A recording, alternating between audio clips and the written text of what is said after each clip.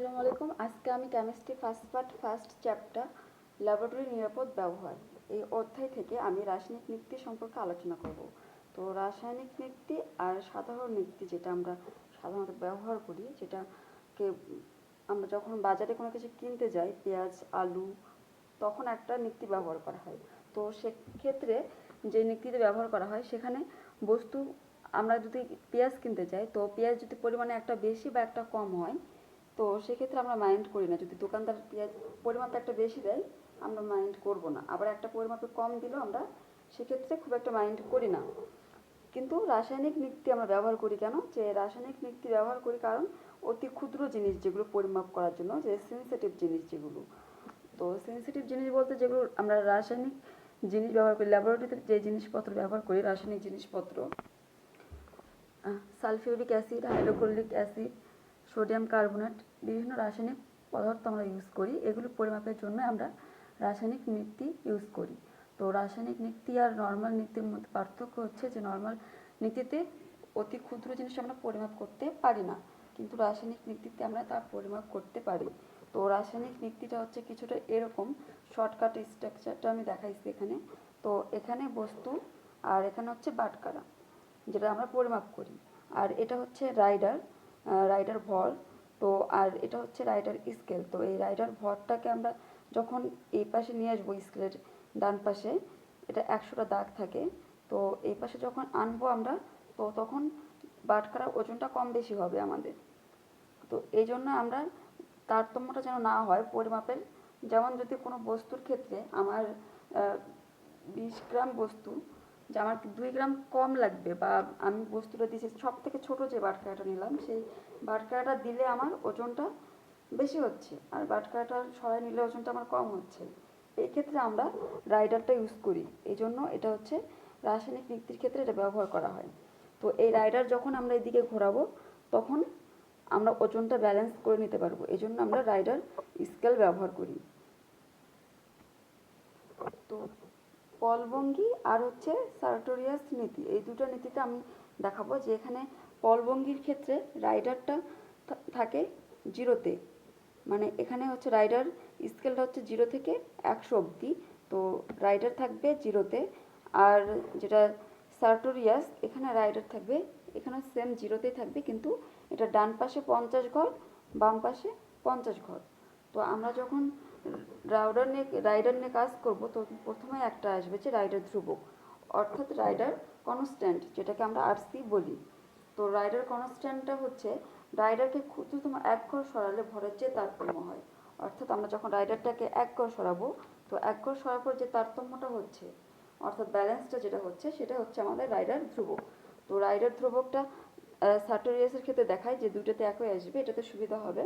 তো এখানে 50, আমি যদি রাইডারটাকে এদিকে 50 ঘরে রাখি, যদি 50 ঘরে নিয়ে আসি, তাহলে আমার 50 ঘরের জন্য তারতম্য হচ্ছে এম, এম ভর বেড়ে যাচ্ছে, কারণ আমি যখন রাইডারটাকে 50 ঘরে নিয়ে আসবো, এখানে বাটখারার ভরের সঙ্গে রাইডারের ভরটা যোগ হচ্ছে। তাহলে আমার এখানে 50 ঘরের জন্য আমি পাচ্ছি এম, এম ভর। তাহলে আমি যেহেতু এখানে বলছি যে রাইডার ধ্রুবকটা হচ্ছে রাইডারকে ক্ষুদ্রতম 1 ঘর সরালে ভরের যে তারতম্য হয় সেটা, তাহলে এখানে অতএব 1 ঘর সমান আমার কি আসবে, m/50। তাহলে এটা হচ্ছে আমার আরসি, অর্থাৎ রাইডার ধ্রুবক। তো এই ক্ষেত্রে আসি যে পলভঙ্গির ক্ষেত্রে। তো এই ক্ষেত্রে সেম, যে রাইডারটাকে যদি আমি 100-তে নিয়ে যাই, যদি 100-তে নিয়ে যাই, তাহলে আমার এপাশে আমার যেহেতু বস্তু থাকবে, আর এপাশে বাটখারা। তো আমি যখন রাইডারটাকে ডান পাশে সরাবো, তো বস্তুর ওজনটা কমে যাবে আর বাটখারা ওজনটা বেড়ে যাবে। অর্থাৎ আমার বাটখারা দুইটারই তারতম্য হচ্ছে। অর্থাৎ আমার বস্তু এবং বাটখারা দুইটারই তারতম্য হচ্ছে। এই জন্য আমি যদি এখানে রাইডারকে 100-তে নিয়ে আসি, 100 ঘরে নিয়ে আসি, তাহলে আমার 100 ঘরের জন্য পরিবর্তন হচ্ছে 2m, মানে দুইটা ভরেরই আমার পরিবর্তন হচ্ছে, দুইটা ভরের তারতম্য হচ্ছে। আমি 100 ঘর সরাইলে আমার দুইটা ভরের তারতম্য হওয়ার কারণে আমি 100 ঘর ইকুয়াল টু 2m ধরলাম। তাহলে আমার 2m, অর্থাৎ তাহলে 1 ঘর সমান আসতেছে 2m/100, অর্থাৎ m/50। তার মানে আমার এই ক্ষেত্রে m/50 আসতেছে সার্টোরিয়াসের ক্ষেত্রে আমার m/50 আসতেছে, অর্থাৎ আমার আরসি হচ্ছে m/50। তো এখানে আমি যখন বলবো যে সার্টোরিয়াসের ক্ষেত্রে যখন আমি এই যে রাইডারটাকে ডান পাশে নিয়ে যাব তখন বাটখারার ওজনটা বেড়ে যাচ্ছে, আর যখন বাম পাশে নিয়ে আসবো তখন বস্তুর ওজন বেড়ে যাবে। আর এখানে রাইডারের ভর সাধারণত আমরা যেই রাসায়নিক ল্যাবরেটরিতে যেই হচ্ছে রাসায়নিক নীতি ব্যবহার করি, এখানে 5 মিলিগ্রাম বা 10 মিলিগ্রামের রাইডার ইউজ করা হয়। তো যেটা ভর বস্তুর রাইডারের ভর যত কম হবে তত পরিমাণ সূক্ষ্ম রাইডারের ভর যত কম হবে তত পরিমাণ সূক্ষ্ম বস্তু আমরা পরিমাপ করতে পারবো। তো আরসি যদি ভর যদি 5 হয় তাহলে আমার আরসি কম হবে, আর ভর যদি রাইডারের ভর যদি 10 হয় তাহলে আরসি বেশি হবে। সেক্ষেত্রে আমার 5 মিলিগ্রামের জন্য আমি 5 মিলিগ্রাম ভরের রাইডার নিলে তাহলে আমি অতি ক্ষুদ্র বেশি ক্ষুদ্র হচ্ছে বস্তুর ভর ওজন করতে পারবো, আর 10 মিলিগ্রামের তুলনায় কম 10 মিলিগ্রামে বস্তুর রাইডারের ক্ষেত্রে তাহলে আমার আরসির মানটা বেশি আসবে।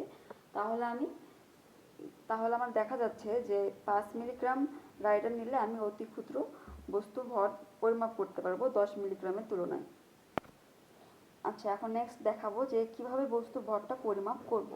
তো আমি এখানে বাটখারা নিয়েছি 20 গ্রাম, 10 গ্রাম, 50 মিলিগ্রাম, আর এখানে বস্তু নিয়েছি সালফিউরিক অ্যাসিড। আর এখানে আমি রাইডারটা 30 ঘর ডান দিকে নিয়েছি। তাহলে আমার এক্ষেত্রে আমার বস্তুর ভর আসবে যে বাটখারাগুলো দিতে হবে 20 গ্রাম প্লাস 10 গ্রাম প্লাস 50 মিলিগ্রাম আছে, এটাকে আমার গ্রাম করে নিয়ে যোগ করতে হবে। আর যেহেতু আমার এখানে 30 ঘর আমি রাইডারটা ডান দিকে নিয়েছি, তাহলে আমার এক ঘরের জন্য আমার রাইডার ধ্রুবক, তো এক ঘর সরাইলে আমি রাইডার ধ্রুবক পাই। তাহলে আমার 30 ঘরের জন্য আমার রাইডার ধ্রুবক আসবে 30 ইন্টু আরসি। তাহলে আমাকে এখানে যেহেতু আমি ডান দিকে দিচ্ছি তাহলে আমার এখানে প্লাস দিয়ে আমার 30 ইন্টু আরসি যোগ করে নিতে হবে। নেক্সট হচ্ছে সার্টোরিয়াসের ক্ষেত্রে যদি আমি ধরি যে আমি রাইডারটাকে 0 থেকে 20 ঘর ডানে নিলাম, সেই ক্ষেত্রে সেমভাবে আমার প্লাস 10 ইন্টু আরসি করে নিব। এই ক্ষেত্রে আমার রাইডারটা যখন আমি ডানে নিচ্ছি, অর্থাৎ 20 ঘর ডানে নিচ্ছি, তখন আমার শুধু বাটখারার ওজনটা বাড়তেছে, আমার এখানে বাটখারার ওজন বাড়তেছে, এই জন্য আমি এখানে যোগ করলাম। কিন্তু আমি যখন এখানে রাইডারটা বাম দিকে নিব, বাম দিকে যদি 20 ঘর নেই আমি, তাহলে আমার বাটখারার ওজনটা কমে যাচ্ছে। এই জন্য তাহলে এই ক্ষেত্রে আমাকে করতে হবে 20 গ্রাম যোগ 10 গ্রাম প্লাস, এটা ঠিক থাকবে 50 গুণ 10⁻³ গ্রাম, এখান থেকে মাইনাস করতে হবে 10 ইন্টু আরসি। এখানে 10 ইন্টু আরসি মাইনাস করলে আমি তাহলে বস্তুর ভরটা পেয়ে যাচ্ছি। আচ্ছা, এখন বলি যে বস্তুর ভর একটু সংক্ষেপে বলি, বস্তুর ভরটা কীভাবে পরিমাপ করব আমরা। তাহলে প্রথমে পাত্রসহ ভরটা আগে পরিমাপ করে নিব। তো পাত্রসহ ভর পরিমাপ করার পর সেই ভর থেকে পাত্রের ভরটা বিয়োগ করলে আমরা বস্তুর প্রকৃত ভরটা পাচ্ছি, মানে যেই বস্তুটা আমরা নিয়েছিলাম সেই বস্তুর ভর পাচ্ছি। কিন্তু এখানে আমাকে আরসিটা অবশ্যই জানতে হবে, রাইডার ধ্রুবকটা জানতে হবে। তো এখানে রাইডার ধ্রুবকটা কি m/50। তো m/50 এটা সব ক্ষেত্রে, এটা আরসি এটা কনস্ট্যান্ট, এটা সব ক্ষেত্রে থাকবে। যদিও বা এখন পলভঙ্গি এবং সার্টোরিয়াস এই দুইটা নীতি কম ব্যবহার করা হয়, এখন ব্যবহার করা হয় ডিজিটের 2 ডিজিট একটা, আর একটা হচ্ছে 4 ডিজিট যে ব্যালেন্স, এগুলো ইউজ করা হয়। তো 4 ডিজিটালের 2 ডিজিট অ্যান্ড 4 ডিজিট থেকে আরও ইজিলি আমরা খুব সহজে বস্তুর ওজনটা বের করতে পারি। তো ডিজিটাল ব্যালেন্সের দুইটা হচ্ছে নিয়ম, একটা 2 ডিজিট একটা 4 ডিজিট। তো আমরা ডিজিটাল ব্যালেন্সটা ইউজ করে সাধারণত অতি সূক্ষ্মভাবে যেন আমরা পরিমাপ করতে পারি, এর জন্য। তো 2 ডিজিট ব্যালেন্স যেটা ল্যাবরেটরিতে সাধারণত উপাদান ওজন করার ক্ষেত্রে 2 ডিজিট ব্যালেন্স ব্যবহার করা হয়। ল্যাবরেটরিতে আমরা sodium carbonate, potassium permanganate, potassium dichromate, oxalic acid, potassium nitrate, sodium oxide প্রভৃতি ওজন করার ক্ষেত্রে বিভিন্ন কলেজগুলোতে আমরা এটিকে ব্যবহার করব। তো কার্যপদ্ধতি এটা হচ্ছে, প্রথমে আমাদের এই ডিজিটাল ব্যালেন্সটিকে স্টোররুম মতো সংগ্রহ করতে হবে, সমতল পরিষ্কার টেবিলের উপর রাখতে হবে। ব্যালেন্সের সামনের গ্লাসটিকে উপরে টেনে তোলা হয়, ব্যালেন্সের পাশের সুইচ অন করে এটিকে কার্য উপযোগী করে নেওয়া হয়। উপাদানকে যে পাত্রে রেখে ওজন করা হবে ওই পাত্রকে বা সূক্ষ্ম কাগজের টুকরাকে ব্যালেন্সের গোলাকার প্যানের উপর রাখা হয়। অতঃপর ব্যালেন্সের ক্যালিব্রেট সুইচ অন করে চাপ দিয়ে ব্যালেন্সের রিডিং 0 করে নেওয়া হয়। তবে তরল উপাদানের ক্ষেত্রে অবশ্যই খালি কাঁচ পাত্রতে নেওয়া হয়। উপাদানের ওজন করা শেষ হয়ে গেলে একে ব্যালেন্সের প্যানের উপর হতে সরিয়ে নেওয়া হয়। অতঃপর ব্যালেন্সকে পরিষ্কার করে সামনের কাচের গ্লাসকে নিয়ম মতো এঁটে দিয়ে ব্যালেন্সের সুইচ অফ করে দেওয়া হয়। অর্থাৎ এর দ্বারা কী বোঝা গেল, যখন আমরা 2 ডিজিট ব্যালেন্সটা ইউজ করব তো তখন আমাদের যে বস্তুটা পরিমাপ করব ওইটা গোলাকার পাত্রের উপর রাখতে হবে, একটা সাদা কাগজের উপর রেখে দিতে হবে, সমতল কাগজের উপর।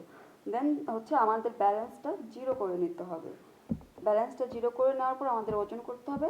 তারপর ওজন করা শেষ হয়ে গেলে প্যানের উপর থেকে বস্তুটা সরিয়ে নিতে হবে এবং তা পরিষ্কার করে আবার সুইচটা অফ করে রেখে দিতে হবে। নেক্সট হচ্ছে 4 ডিজিট ব্যালেন্স, যেটা এটা অত্যন্ত সংবেদনশীল ব্যালেন্স। এর সাহায্যে আমরা 0.1 মিলিগ্রাম পর্যন্ত ওজন পরিমাপ করতে পারি। অ্যানালাইটিক্যাল পদ্ধতির ক্ষেত্রে এই ব্যালেন্স খুবই কার্যকরী ভূমিকা রাখে। 2 ডিজিট ব্যালেন্সের কার্যপদ্ধতির সাথে 4 ডিজিট ব্যালেন্সের কার্যপদ্ধতির তেমন কোনো পার্থক্য নেই। অতি সূক্ষ্ম পরিমাপের ক্ষেত্রে 4 ডিজিট ব্যালেন্সকে ব্যবহার করা হয়। এক্ষেত্রে দশমিকের পর 4 ঘর ওজনকে পরিমাপ করা সম্ভব।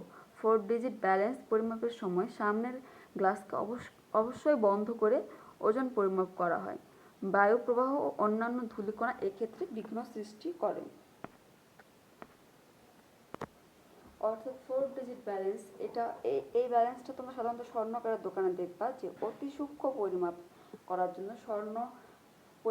জন্য এই ব্যালেন্সটা আমরা ইউজ করে থাকি। কিন্তু যখন এটা আমরা পরিমাপ করব তখন অবশ্যই কাচের ঢাকনাটা নামাই দিতে হবে, বন্ধ করে দিতে হবে, যাতে কোনো বায়ু প্রবাহ না ঢোকে বা ধূলিকণা প্রবেশে না করতে পারে। এই জন্য এটা বন্ধ করে দিতে হয়। এটা সাধারণত স্বর্ণকারের দোকানে দেখা যায়। তো ডিজিটাল ব্যালেন্সের ক্ষেত্রে কিছু সুবিধা আছে। সুবিধাগুলো হলো, সাধারণ ব্যালেন্স অপেক্ষা ডিজিটাল ব্যালেন্স ব্যবহারের ক্ষেত্রে অনেক বেশি উপযোগী। এই ব্যালেন্সের সাহায্যে উপাদানের ওজনকে সঠিক মাপে পরিমাপ করা যায়। যে কারো পক্ষেই ডিজিটাল ব্যালেন্স ব্যবহার করা সম্ভব। এ কারণে সাধারণ মুদি দোকানেও বর্তমানে এর ব্যাপক ব্যবহার শুরু হয়েছে। এক্ষেত্রে ভুলের সম্ভাবনা যথেষ্টই কম হয়। আমরা ডিজিটাল ব্যালেন্স ব্যবহার করি সাধারণত সঠিক পরিমাপের জন্য। এখন সব জায়গায় মুদি দোকানে এসব দেখা যায়। সেটা যে মুদি দোকানে যেগুলো আমরা দেখি সেগুলো হচ্ছে 2 ডিজিটের ব্যালেন্স, ডিজিটাল ব্যালেন্স ওইটা। আর যেটা আমরা স্বর্ণকারের দোকানে দেখি এটা হচ্ছে 4 ডিজিটের ব্যালেন্স। আর এর কিছু সাবধানতা অবলম্বন করতে হয়। সাবধানতাগুলো হলো যে উত্তপ্ত গরম উপাদানকে ওই অবস্থায় কখনোই পরিমাপ করা যাবে না। অর্থাৎ আমরা উত্তপ্ত কোনো গরম জিনিস কখনোই পরিমাপ করব না।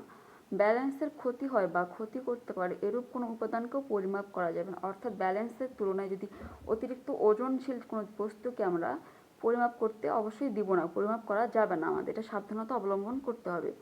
আর হচ্ছে 3 নম্বর হচ্ছে তরল উপাদানের পরিমাপের ক্ষেত্রে সতর্ক থাকা প্রয়োজন, যেন কোনো অবস্থাতেই তরলের ফোঁটা ব্যালেন্সের ভিতর বা প্যানের উপর না পড়ে। অর্থাৎ যদি আমাদের তরল উপাদানটা যদি ব্যালেন্সের উপর বা প্যানের উপর পড়ে তাহলে আমাদের সঠিক ব্যালেন্সটা আমরা পাবো না, অর্থাৎ সঠিক ওজনটা আমরা পরিমাপ করতে পারবো না। 4 নম্বর হচ্ছে ধারণ ক্ষমতার অতিরিক্ত ওজন নেওয়া যাবে না। অর্থাৎ ধারণ ক্ষমতা যেটুকু আমাকে সেটুকু পরিমাপই ওজন করতে হবে। এর বেশি দিলে আমার মেশিনটা নষ্ট হয়ে যাবে। পরিমাপের সময় সামনের গ্লাসকে অবশ্যই বন্ধ রেখে ওজন পরিমাপ করা হয়।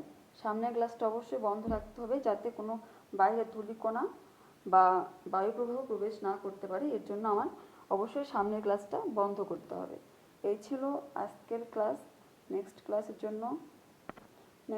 জন্য ওয়েট করতে হবে, নেক্সট ভিডিও দিব।